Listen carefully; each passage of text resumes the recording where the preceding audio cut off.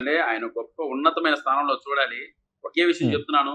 ఒక సినిమా చేస్తే 100,00,00,000 రెమ్యునరేషన్ తీసుకునే ఆయన ఏమి ఆశించకుండా ఈరోజు ప్రజల కోసం ఇంతలా తిరిగి ఈరోజు ఒక గవర్నమెంట్‌ని ఫార్మ్ చేసే స్థాయికి తీసుకొచ్చి కింగ్ మేకర్ అయ్యారు అంటే 100% అటువంటి వ్యక్తి ఒక ఉన్నతమైన స్థానంలో ఉన్నారంటే దిగువ మధ్యతరగతి కుటుంబాలు 100% వాళ్ళందరూ ఆర్థిక అభివృద్ధి అనేది గట్టిగా స్థిరపడుతుందని నేను నమ్ముతాను.